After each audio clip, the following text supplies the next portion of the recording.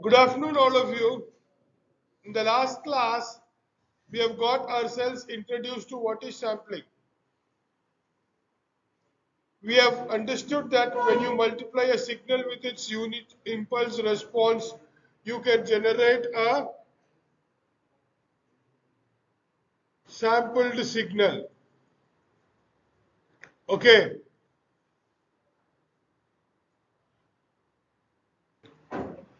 Suppose an analog signal is sampled at Ts seconds. That means every Ts seconds you are having a value that corresponds to its amplitude. Ts is called as its sampling interval.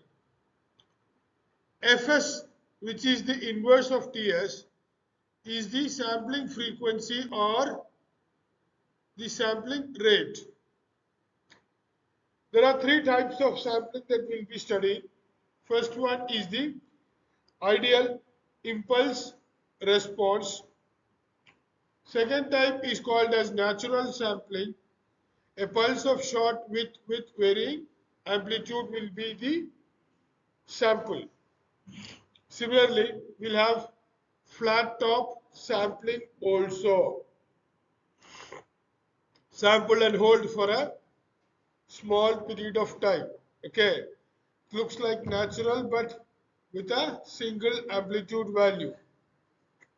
The process is the first type of digital modulation that we'll be studying, and it is called as pulse amplitude modulation. The outcome of the signal is an analog non-integer values. So in case you get a question about pulse amplitude modulation, you can give the explanation about how pulses are generated at one particular amplitude and how we are going to digitize that particular signal using pulse amplitude modulation. Is that clear?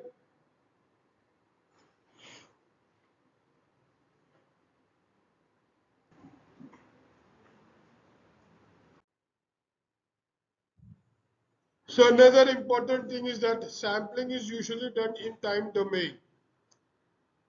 Through the use of sampling process, an analog signal is converted into its corresponding discrete signal. More appropriate term would be a continuous signal is converted into a discrete signal. The end of the sample, that is, a signal is given, the output signal will be a discrete signal which is not continuous with respect to time. So it is always necessary that we choose a proper sampling rate so that this sequence of samples defines the original signal and can be reconstructed at another end when it is being transmitted from one end. So there should be a reconstruction. It should be possible. The interval sampling interval should be small. Now the question is, how small should this sampling interval be? Can anybody tell me that? What should be? There are dots, no? These dots should reconstruct a signal. So what should be the minimum distance between these two dots?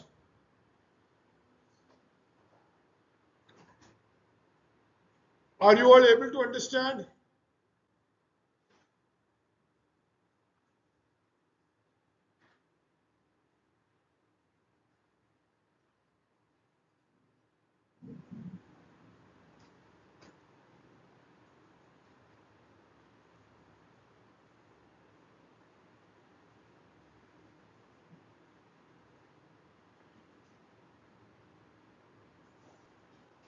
That distance will be defined by Nyquist criteria for sampling. What should be the minimum sampling time with which you can reconstruct the signal? You'll see that in the coming slides.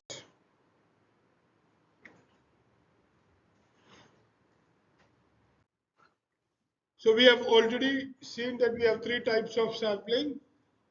Ideal, natural, and flat top. What is natural sampling? An analog signal m of t is multiplied by a pulse train or a gate waveform p of t like shown below. So when you multiply that, you get a signal like this, right? If it is a sinusoidal one. So at every point you can see that, if you can see that there is a small pulse, the pulse will have a slanting edge or the edge according to how it can be. So let us consider h of t to be 1, where t is a time interval that is between 0 and tau, and for all the other values let h of t be 0. Then the pulse train is defined mathematically as p of t is equal to summation of n minus infinity to infinity h of t minus n ts. The pulse train pt.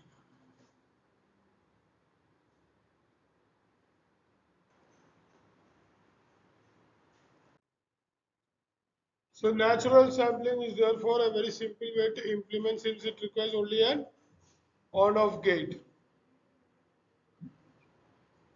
Just with a simple on-off gate, you can implement a sampling. You can sample that signal, whatever it is. Okay, this is the pulse train, this is a message signal, this is how it gets sampled.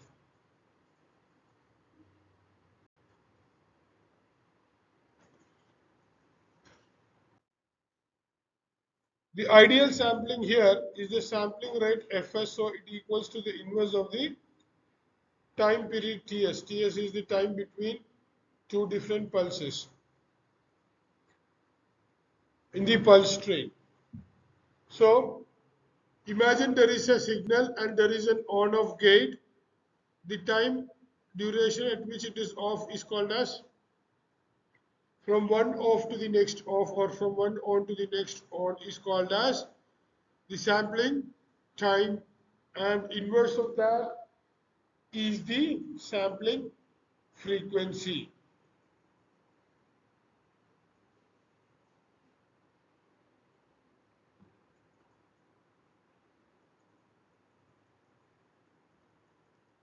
It is not enough that you study this in time domain alone. You need to know how it works in what happens to its frequency values. So we'll be studying about its frequency response also.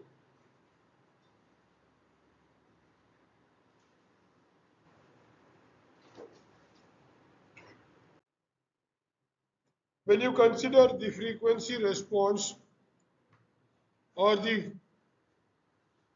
signals in the frequency domain, you can draw it like this.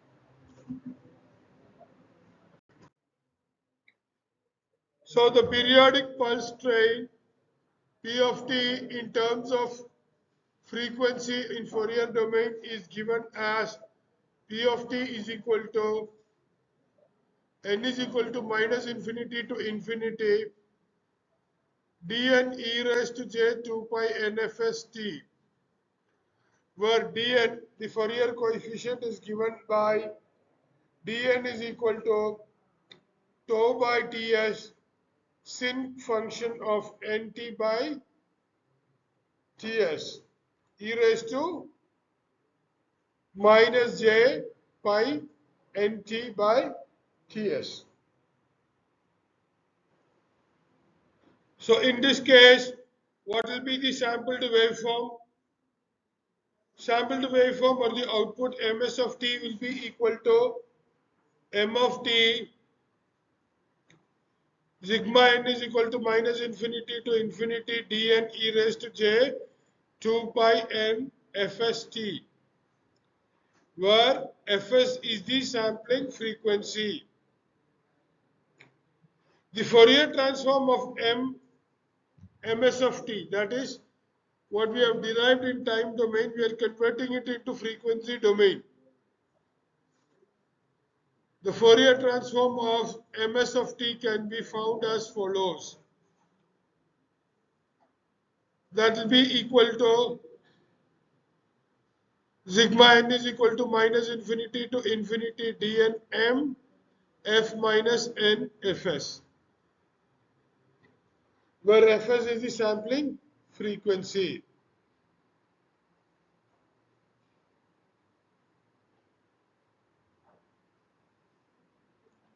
So we have derived the equations for natural sampling both in time domain and frequency domain.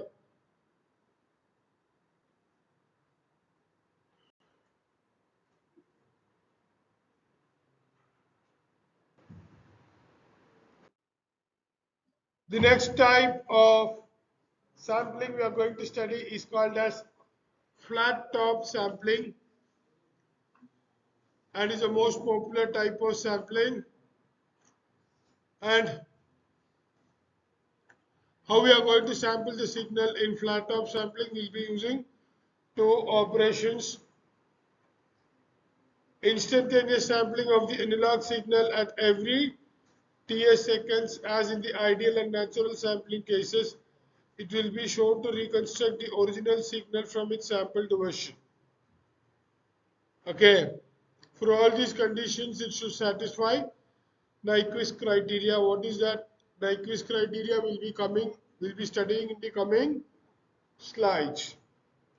Maintaining the value of each sample for a duration of 2 seconds. We'll be seeing the difference between natural and flat top or ideal sampling in the coming slides.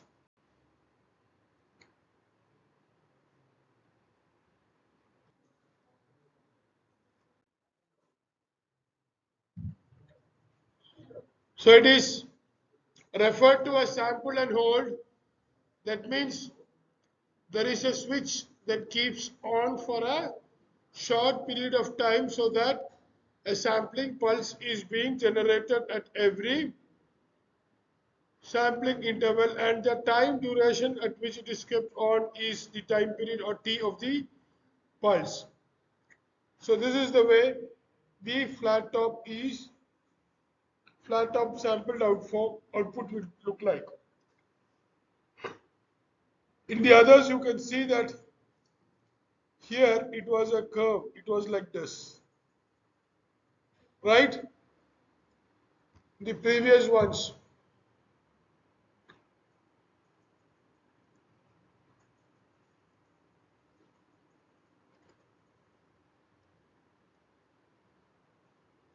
Okay.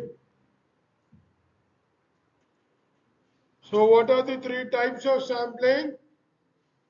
Ideal sampling, natural sampling, and flat top sampling.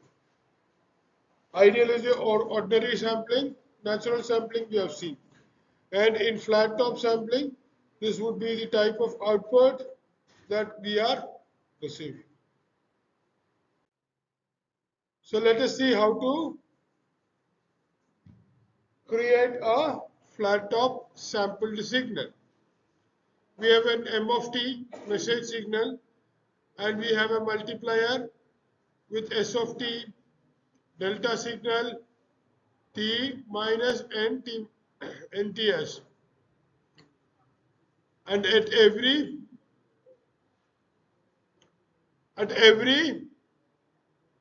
sampling time ts, it gets switched off and on.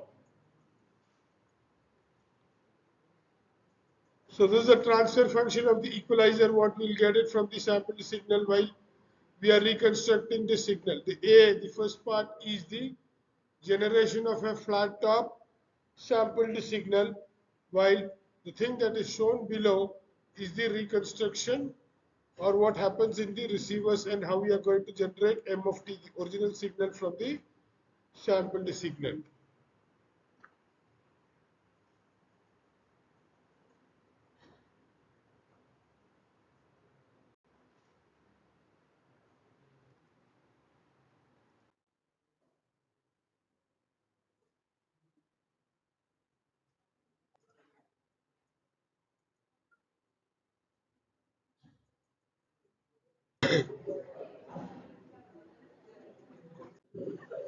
So these are the mathematical equations for flat top sampling. We have written this both in frequency and time domain.